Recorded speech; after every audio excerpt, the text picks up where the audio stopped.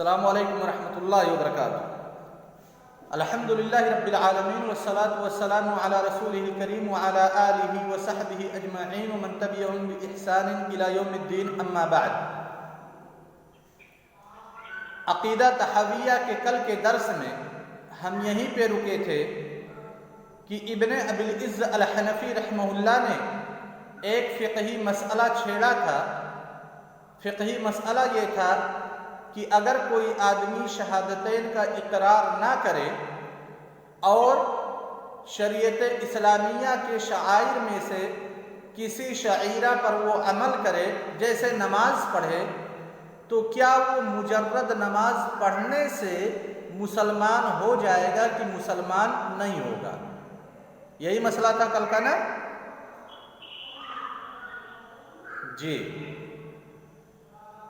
ابن ابی العز الحنفی رحمہ اللہ نے اپنی رائے پیش کی تھی کہ راجح قول کے مطابق ایسا آدمی جو نماز پڑھا ہے اور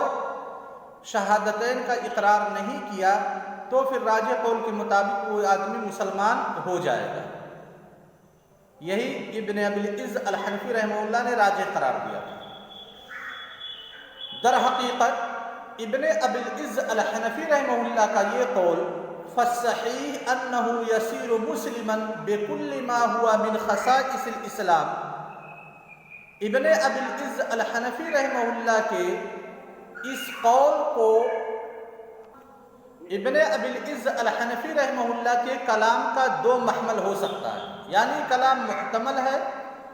یا تو ابن ابی العز حنفی رحمہ اللہ کا یہ کلام ایک ایسے انسان کے بارے میں ہے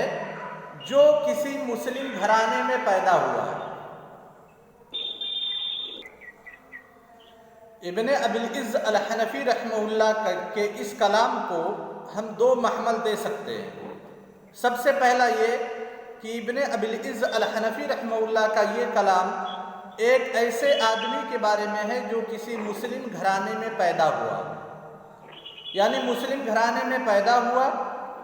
آدمی بڑا ہوا اور اس نے شہادتین کا اقرار نہیں کیا بلکہ جو اسلامی شعائر ہیں ان کی ادائیگی کی،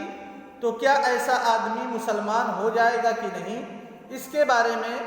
ابن ابی العز الحنفی رحمہ اللہ کہتے ہیں کہ راجح یہ ہے کہ کلمہ شہادتین کے اقرار، عدم اقرار کے باوجود بھی وہ آدمی اسلام میں داخل ہو جائے گا۔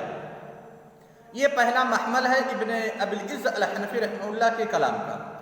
دوسرا محمل ابن ابی العز الحنفی رحمہ اللہ کے کلام کا کہ ایک غیر مسلم، ایک نن مسلم جو کسی مسلم گھرانے میں نہیں پیدا ہوا، ایک غیر مسلم ہے، اگر وہ نماز کی ادائیگی کرے یا پھر ایسی چیز کی ادائیگی کرے جو شریعت اسلامیہ کے شعائر میں سے ہے، تو کیا ایسا انسان اس شعیرہ کے ادا کرنے کے وجہ سے مسلمان ہو جائے گا گرچہ وہ شہادتین کا اقرار کرے یا نہ کرے؟ یہ دو محمل ہیں، دو احتمالات ہیں۔ ہم منتقل ہوتے ہیں سب سے پہلے احتمال کی طرف۔ یہ در حقیقت ابن ابی العز الحنفی رحمہ اللہ کے اس کلام کے تعلق سے ہے جس میں انہوں نے کہا ہے کہ اگر کوئی آدمی اسلامی شعائر میں سے کسی شعیرہ کو ادا کر لے تو وہ شعیرہ کے مجرد ادا کرنے سے مسلمان ہو جائے گا، اسے اگر اس نے شہادتین کا اقرار نہ کیا ہو تب بھی۔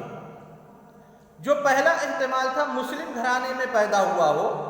اور اس نے نماز کی ادائیگی کر لی ہو، شہادتین کا اقرار نہ کیا ہو، تو آدمی مسلمان ہو جائے گا۔ یہ حقیقت میں ایک نظری مسئلہ ہے، ایک افتراضی مسئلہ ہے، حقیقت سے اس کا کوئی تعلق نہیں ہے، دور دور سے اس کا لینا دینا نہیں ہے، مجرد ایک نظری مسئلہ، ایک افتراضی مسئلہ ہے۔ کیسے؟ یہ چیز غیر متصور ہے، غیر معقول ہے کہ ایک مسلم آدمی اگر مسلم گھرانے میں پیدا ہوا تو پھر وہ اپنے گھر والوں سے شہادتین کو نہ سنا ہو یا اس نے شہادتین کا اقرار نہ کیا ہو۔ جیسے وہ نماز پڑھ رہا ہے، نماز میں جب وہ کہے گا، نماز جب وہ پڑھ رہا ہے تو ظاہر سی بات ہے نماز میں بہت ساری دعائیں ایسی ہیں، جیسے تشہد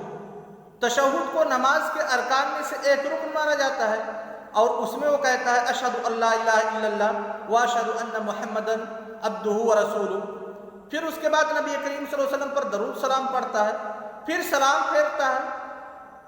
اور تشہد کے بغیر اس آدمی کی نماز انکمپلیٹ ہے، نامکمل ہے، کیونکہ تشہد رکن ہے۔ تو جب آدمی نماز پڑھ رہا ہے اور تشہد میں وہ اقرار کر رہا ہے اشہد ان لا الہ الا اللہ واشہد ان محمدن عبدہ ورسولہ، تو یہ اقرار ہے شہادتین کا، اور اس کے اقرار سے ایک آدمی مسلمان ہو جاتا ہے۔ لہذا یہ غیر واقعی چیز ہے کہ کوئی ایک بچہ جو مسلم گھرانے میں پیدا ہوتا ہے اور پھر وہ شہادتین کا اقرار نہیں کرتا ہے بلکہ ویسے اسلامی شعائر کی ادائیگی کر لیتا ہے۔ یہ پہلا احتمال، یعنی جو ابن ابی العز الحنفی رحمہ اللہ نے کلام پیش کیا وہ کلام صرف نظری ہے، ایک مفروضہ خیال پر مبنی ہے، حقیقت سے اس کا کوئی لینا دینا نہیں۔ اب دوسرے احتمال پہ آتے ہیں کہ ابن ابی العز الحنفی رحمہ اللہ کا یہ کلام اس شخص کے بارے میں بھی ہے جو غیر مسلم ہے اور اس نے نماز کی ادائیگی کر لی تو پھر وہ مسلمان ہو جائے گا، یا زکوٰۃ کی ادائیگی کر لی تو پھر وہ مسلمان ہو جائے گا۔ کسی بھی اسلامی شعائر میں سے جتنی عبادات ہیں کسی عبادت کی ادائیگی کر لے گا تو مسلمان ہو جائے گا۔ یہاں پہ ایک ریمارک کرنا، ایک نوٹ لگانا ضروری ہے،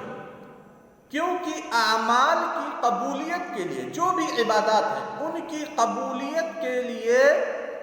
اسلام لانا یا ایمان لانا یہ شرط شرعی ہے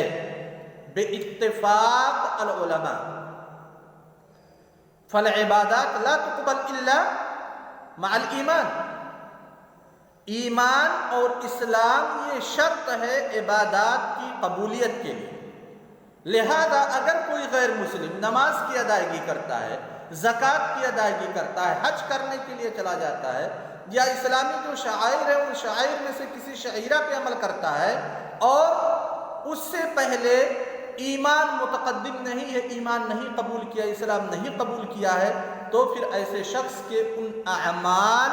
کی کوئی حقیقت نہیں ہے، سارے کے سارے اعمال رائگاں اور برباد۔ یہ ہو گئی ابن ابی العز الحنفی رحمہ اللہ کے کلام کے سلسلے میں۔ اس کے بعد کہتے ہیں فالتوحید اول ما يدخل فی الاسلام۔ اس کے بعد ابن ابی العز الحنفی رحمہ اللہ کہتے ہیں، شاید یہاں عبارت میں کچھ گڑبڑی ہے، کہتے ہیں کہ توحید پہلی چیز ہے جس کے اقرار سے آدمی اسلام کے اندر داخل ہوتا ہے، اور آخری چیز ہے جس کے اقرار سے آدمی کو اس دنیا سے مفارقت دینی چاہیے۔ یعنی توحید ہی کے ذریعہ سے ایک آدمی اسلام میں داخل ہوتا ہے۔ یہاں پہ ابن ابی العز الحنفی رحمہ اللہ نے وضاحت کر دی کہ توحید اسلام لانے کے لیے شرط ہے، اور پھر ایک آدمی، ایک مسلم جو موحد ہو چکا ہے، مسلمان ہو چکا ہے، اس کے لیے ہونا یہ چاہیے کہ اس کے آخری کلمات بھی توحید ہی ہو۔ جیسے اللہ کے رسول صلی اللہ علیہ وسلم کی حدیث ہے من کان آخر کلامہ لا الہ الا اللہ دخل الجنہ، کہ جس کا آخری کلمہ لا الہ الا اللہ ہوگا یعنی توحید ہوگا وہ جنت میں داخل ہو جائے گا۔ لہذا انسان، اسی لیے اللہ کے رسول صلی اللہ علیہ وسلم نے ایک میت کے بارے میں، وہ آدمی جو احتضار کی حالت میں ہے، بالکل موت کے قریب ہے، آپ صلی اللہ علیہ وسلم نے ارشاد فرمایا لقنوا موتاکم لا الہ الا اللہ، کہ اپنے جو مردے ہیں، یعنی جو بالکل میت ہونے کے قریب ہے، مردے ہونے کے قریب ہے، مر جانے کے قریب ہے، بستر مرگ پہ ہیں، ان کو تم تلقین کرو لا الہ الا اللہ کی، یعنی ابتدا بھی لا الہ الا اللہ سے اور زندگی کا خاتمہ بھی لا الہ الا اللہ سے۔ اس کے بعد ابن ابی العز الحنفی رحمہ اللہ کہتے ہیں فإن التوحید یتضمن ثلاثۃ انواع، کہ توحید جب ہم کہتے ہیں تو توحید 3 قسموں کو شامل ہے، یعنی توحید کی 3 قسمیں ہیں۔ یہ ابن ابی العز الحنفی رحمہ اللہ کا قول ہے، اور علماء شریعت اس بات پر متفق ہیں کہ توحید کی 3 قسمیں ہیں: توحید اسماء و صفات، توحید ربوبیت اور توحید الہیت یا توحید الوہیت۔ یہ آپ لوگ کتاب التوحید میں پڑھ چکے ہوں گے اس کی تفصیل، لیکن یہاں ایک نقطے کی طرف اشارہ کرنا ضروری سمجھتا ہوں کہ جب ہم پڑھتے ہیں توحید کی 3 قسمیں ہیں: توحید الوہیت، توحید ربوبیت، توحید اسماء و صفات، تو بعض لوگوں کا شبہہ یہ ہے، کہتے ہیں یہ تقسیم، توحید کی تقسیم یہ محدث ہے، یعنی بدعت ہے۔ توحید کی کوئی ایسی تقسیم اللہ کے رسول صلی اللہ علیہ وسلم کے زمانے میں یا صحابہ کرام کے زمانے میں موجود نہیں تھی۔ توحید کی اس تقسیم کے موجب ابن تیمیہ، ان کے بعد ابن قیم، اور سب سے زیادہ جنہوں نے زور دیا ہے توحید کی اس تقسیم کے اوپر، وہ محمد ابن عبد الوہاب النجدی، کہتے ہیں یہ تقسیم بدعت ہے، محدث ہے، توحید کی تقسیم نہیں کی جا سکتی۔ تو ان لوگوں جو لوگ یہ شبہہ پیدا کرتے ہیں، ان کا رد اس اعتبار سے ہے کہ توحید کی تقسیم پر استقراء شریعت، استقراء نصوص واضح دلیل ہے۔ استقراء یعنی توحید کے متعلق جو آیات ہیں، نصوص شریعت ہیں، جتنے بھی نصوص شریعت ہیں، ان کو ایک جگہ اکٹھا کرنا اور پھر ہر ایک کا باریک بینی سے مطالعہ کرنا، ہر ایک میں غور و فکر کرنا، اور غور و فکر کرنے کے بعد کسی نتیجے پہ پہنچنا، یہ استقراء تام ہے۔ اور استقراء تام امام شاطبی رحمہ اللہ کے بقول بالاتفاق جو حجج شرعیہ ہیں ان میں سے ایک حجت ہے، دلیل ہے۔ لہذا توحید کی تقسیم پر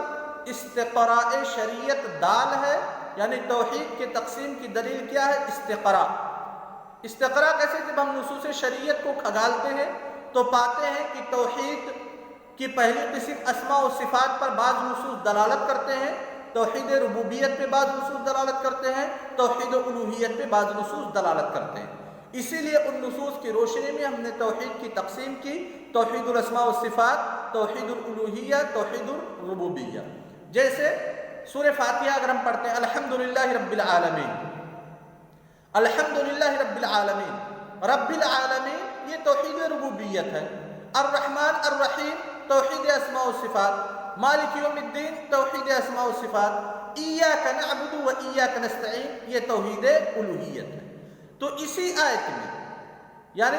3-4 آیتوں میں توحید اسماء و صفات بھی موجود ہے، توحید ربوبیت بھی موجود ہے، اور توحید الوہیت بھی موجود ہے۔ لہذا جو لوگ شبہہ پیدا کرتے ہیں ان کے شبہے کی کوئی حقیقت نہیں ہے، وہ بالکل واہی شبہہ ہے۔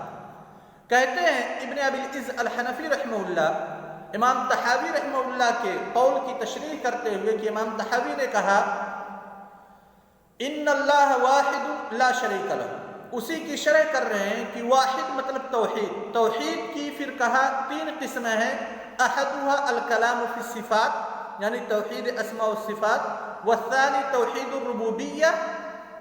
توحید ربوبیت، اور پھر اس کی مختصر سی تشریح کی وَبَيَانُهُ أَنَّ اللَّهَ وَحْدَهُ خَالِقُ كُلِّ شَيْءٍ، کہ اللہ تبارک و تعالی ہی صرف تمام چیزوں کا موجد ہے، تمام چیزوں کا خالق ہے اور مدبر ہے۔